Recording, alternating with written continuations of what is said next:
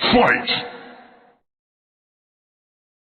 What is going on, everybody? Welcome back to Fighting with Numbers. This is episode 54 of the podcast. Welcome back, or welcome for the first time. Let me tell you, last week, UFC 330, that was weird for the model. It went 4-5. Let's just say we sent out a couple dogs and only one came home. That's just the way it is sometimes. Somehow the card still produced some actually big betting upsets. I mean, look at the very first fight of the night, Jeremiah Wells and Miktabek Oralby. But just not the dogs we were on, unfortunately. That's how the sport goes. That's the variance. It's a clunky result after what was a clean stretch from the model, but I'm not going to panic. I'm not going to chase anything. We're just going to continue the ride. Overall, the model sits 98, 55, and 7 on the year. Yes, we have added a push on our model. That's right there at 64.05% for those who want to hear the percentages. Check it out. We're going to bounce up and down in the range the rest of the season. That's just how it is. I've explained this in the past when the podcast kind of got going at the start of the year. The model the last 2 years has landed at 65 and 64%. That's just where it lands. That's the variance. That's the sport, really. And that's how the model ends up landing for me. So I knew early in the year when we pushed up to like 80% correct predictions, we were going to hop back down. And I had a feeling that even when we ticked down to around 62, 61%, we were going to bump ourselves back up to around 65. We ticked at 65. We're now at 64. We're just going to hover around here, man. The key is just picking those spots carefully, not forcing the action. We just got to find clean edges. So let's try that again here for UFC Sacramento, because some weeks you're going to get huge cards like last week, UFC 330, and then sometimes the UFC heads to Sacramento, because when people think of California, everyone thinks of Sacramento. Now, UFC Sacramento actually has a banger of a headliner, Anthony Hernandez versus Gregory Rodrigues. I'm actually super excited about that fight. But nonetheless, the card on paper isn't exactly the prettiest, but that doesn't mean there's nothing to work with. I've got some fights to pick. I've got 2 fights on the breakdown today, but I've got more on the website. Make sure you go to the website, fightingwithnumbers.com. There's more fights modeled there. I just haven't quite landed on too many bets yet, so I'm just going to run through 2 that I do have, and then you guys can check out the website for the rest. Also, read the Substack. There may be more there. And for all of you wondering who the hell am I listening to, I am Rob Moreno, a.k.a. Bobby Knuckles, a.k.a. The Robbio. And you can find me across social medias at The Robbio as well. Send a message. Say hey. Say hi. Mainly on Twitter, but also mainly on Instagram as well. I like to have fun there. I post a little more of my personal life there, but you will catch clips as well from me on this show, and as well as First Strike, which I do every single week with the great Dave Ross over at VSiN, the sports betting network. So you can find me there. You can find me twice every single week. There's a fight card. But all that information and all that lovely, lovely mess of mine is living at fightingwithnumbers.com. As I mentioned, only 2 fights on the breakdown today. So I'm going to rip this final little pack I have here. This is a 2025 trading card box that I bought about a month ago. We're going to open the last pack, but don't worry. If you look behind me, I have more coming. I have more cards coming because there's going to be small cards, but this one's just kind of for vibes only. So, hey, let's get into it. Fight! Let's be upfront here. The heavyweight division could use a little bit of a spark right now, even though as big and monumental and monumentous, I don't know if I'm using that word, if it even is a word, monumental, the UFC Freedom heavyweight title fight was between Cyril Gane and Alex Pereira. The division itself is kind of just blah, if I'm being honest. And guess what? I'm not going to pretend this fight is going to provide any spark into that division, because these guys are not spark igniters, if I may. But there's still an angle here to bet. So let's dig in. Kennedy Nzechukwu making his return after a little bit of a rough stretch in 2025. He's had no wins since December of 2024. He fell to Walter Walker early in 2025, well, July 2025, via submission, by the way. Shocked, I know, Walter Walker via submission. And then he fought to a draw in December of 2025. This is his first fight of 2026, and he's looking to right the ship. He is now a heavyweight. I believe this is his 5th fight as a heavyweight, so not a new division for him, but we've still kind of been wondering what Kennedy Nzechukwu can bring to this division. Well, Shamil Gaziev is also kind of struggling. 2-fight losing streak, 2-fight knockout streak to be specific, most recently dropped by Brando Pericic back in May. Neither man is exactly walking in here with momentum. Let's face it. Let's be honest. One of them has to get a result, although there's a couple fighters coming back from draws here, so that's always possible. But hopefully, one of these guys has got to get us a win. Physically speaking, looking at our tail of the tape, by the way, if you're only listening to the pod, make sure to jump over to YouTube. You can see me run through these tail of the tapes visually over on YouTube. Search for Fighting with Numbers, search for the Robbio. You can also find links at my website, fightingwithnumbers.com. Latest episode always gets posted there, but check them out there. Kennedy will hold a 5-inch reach advantage. He has an 83-inch reach, 78 for Shamil. So that can play a very important part in this matchup. XR percentages, both are blah. 54% for Kennedy, 52% for Shamil. Both are kind of treading water there. Neither number is inspiring us. Worth noting, Kennedy, I want to say, has the strength of schedule advantage, but his toughest opponents all came when he was a light heavyweight contender. In heavyweight, his heavyweight resume isn't exactly loaded with names, but at the same time, Shamil's toughest matchups have ended in him being TKO'd. They've been TKO'd losses when he fights upper echelon type of heavyweights. I'm not talking tip of the spear guys here. I'm just talking good heavyweights. So neither man really brings elite competition credentials to the table here, in my opinion. Take it for what you will. Now, diving into the striking, tells you everything about this type of matchup. Kennedy lands 4.68 significant strikes per minute with a .16 differential, so barely in the positive. So he's absorbing 4.52 significant strikes per minute. He's in exchanges. He will eat some shots, but he's landing and he's competing on the feet. And that's important because Gaziv only lands 3.01 significant strikes per minute with a negative 2.16 differential, absorbing 5.16 significant strikes per minute. He is not comfortable standing. Let's just face it. He is getting outworked badly on the feet, and the numbers show it very clearly here. Shamil's path to victory, if he has one, it's through the ground. He holds 97% control rate in clinch and ground time, but only 4 takedowns in his UFC career.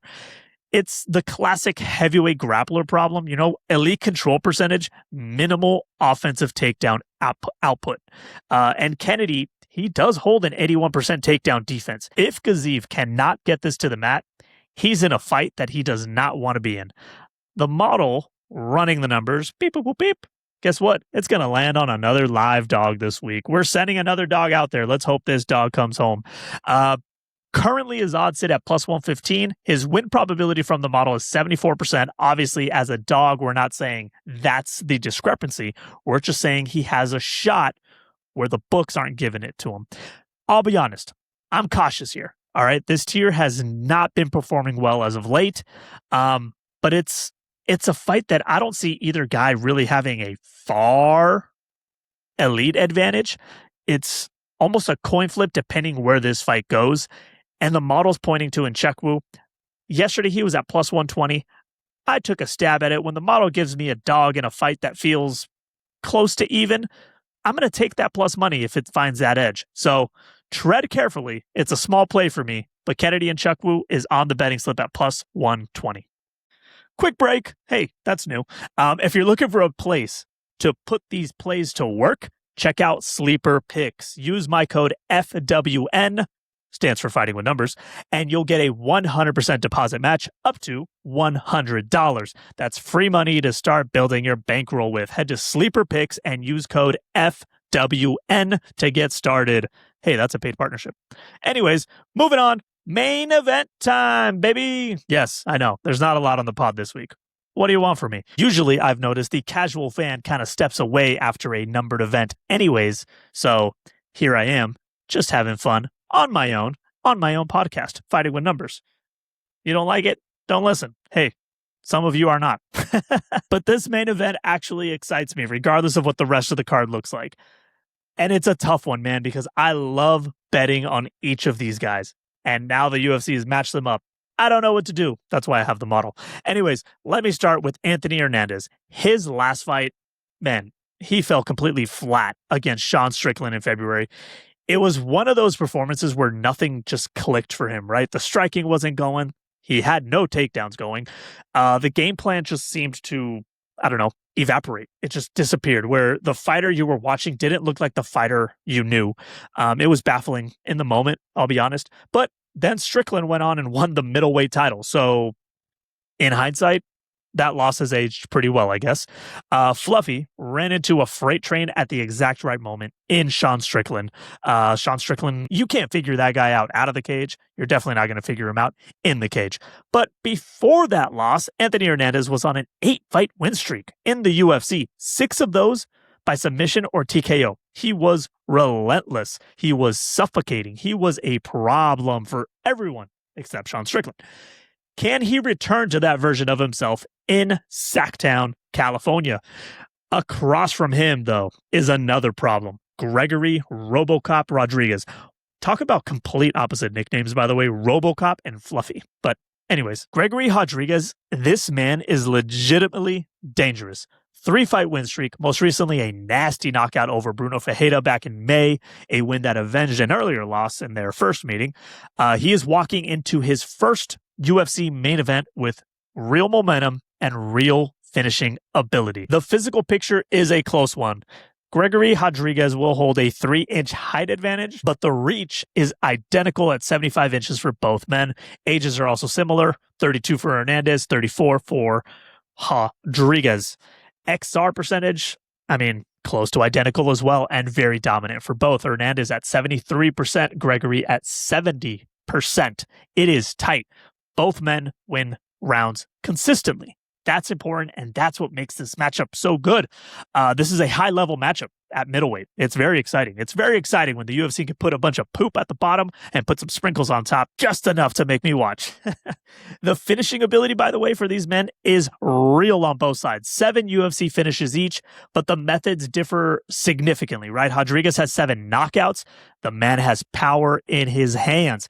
Hernandez has 2 knockouts and 5 submissions. His finishes come from a different place entirely, in a very different way. He's very creative in how he gets the job done. The striking numbers reflect that contrast as well. Hernandez lands 4.52 significant strikes per minute with a 1.42 differential, only absorbing 3.10 significant strikes per minute. He is clean on the feet, even though he only spends 36% of his time at a distance. He's not a volume striker. He's a pressure fighter who controls range and damage. Rodrigues lands 5.52 significant strikes per minute with a 0.80 differential, so he is absorbing a little more share of the pie here. 4.72 significant strikes absorbed per minute. He's been in wars. He's scored 8 knockdowns in the UFC as well. The power is real, as I mentioned, and it's been proven. If he catches Hernandez clean, that fight can end immediately, which is exactly why Hernandez cannot let this become a prolonged striking match. Anthony, trust yourself here. Here's the blueprint for Fluffy, and it's the same blueprint that made him an 8-fight streak winner in the UFC. We go down here to the wrestling and grappling. 82% control rate in the clinch and ground time. 52% of that time in a dominant position. 54 takedowns in his UFC career. He is attempting 11.27 takedowns per 5 minutes. That is, dare I say, aggressive. When Anthony Hernandez is operating at his best, he smothers you. He takes you down. He stays on top, and he works and works and works until something opens up. Now, here I am, putting my hands up in the air. If you're not watching the YouTube and you're only listening, I famously pointed out Hernandez's takedown attempts per 5 minutes for his last fight against Strickland, and I thought that would come into play. And then he only attempted 1 takedown across the 3 rounds he survived against Strickland. 1! That is not Anthony Hernandez style game plan. That is a fighter who got away from himself, if I may. Getting into the mind of a UFC fighter is absolutely bonkers to try to do. But if he returns to what works, and there's every reason to believe he will after that loss, this fight begins to look very different. Now, Rodrigues does hold a 75% takedown defense, very respectable, along with a 73% control rate in the clinch and ground time. But Anthony's volume and pressure is unlike what most fighters at middleweight can replicate. He doesn't just attempt takedowns, he is constantly going. 11.27 per 5 minutes. Hopefully, he overwhelms you with those attempts until one sticks. And that can be exhausting for the other fighter as well because he's got the gas tank to just push and push and push. So where's the model looking? Hey, look at that. The model lands firmly on our main event fighter returning to form in the favorite position. Anthony Hernandez, tier 1 elite favorite. 71% win probability. His odds, minus 165. Yes, the power of RoboCop makes me very nervous. And I love RoboCop. I think he's one of the most exciting middleweight fighters that we have. I mean, he's got the build, he's got the power, he's got the physique. Everything's there for him to be a dominant contender.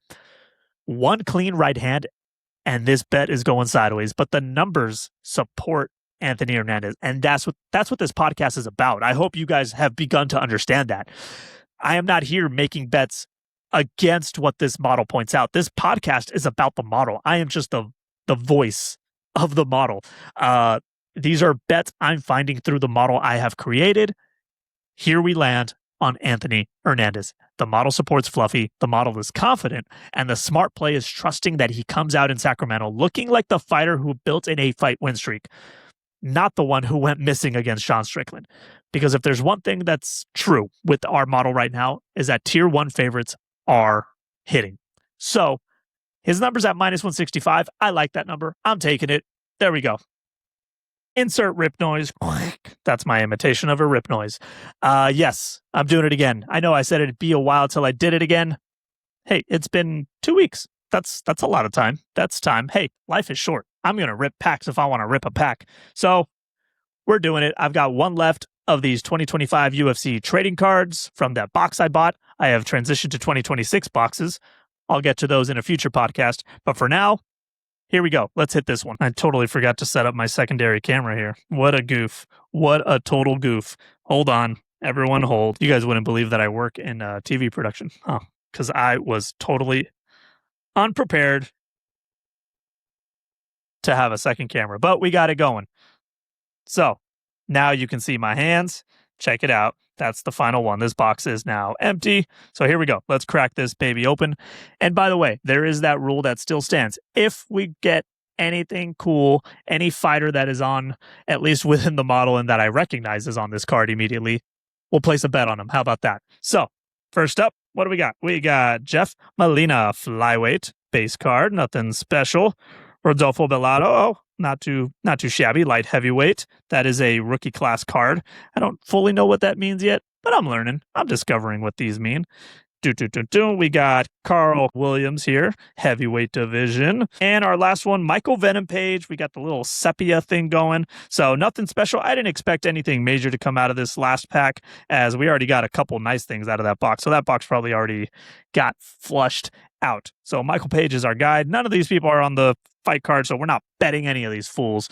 All right. Thank you, everybody. That is the podcast. That is UFC Sacramento. That is Fighting with Numbers. Make sure to check out fightingwithnumbers.com for the full season dashboard model data. I'm showing it on the screen right now. You can see how the tiers have been performing. One more time. If you want to put any of these plays in or have plays of your own, head to Sleeper Picks and use code FWN for a 100% deposit match up to $100. Paid partnership, by the way. Code is FWN. Go get that free money. Now, as always, find me on Twitter and X and Instagram over at the Robio. Links and everything are in the show description, but most importantly, everything can be found at my website, fightingwithnumbers.com. I hope I've said that enough. If you're enjoying the show, subscribe, leave a rating, smash that like button, as people say. Share the episode with a fellow fight fan. It goes a long way. I appreciate all of you for tuning in. We will talk next time. Enjoy the violence. Perfect.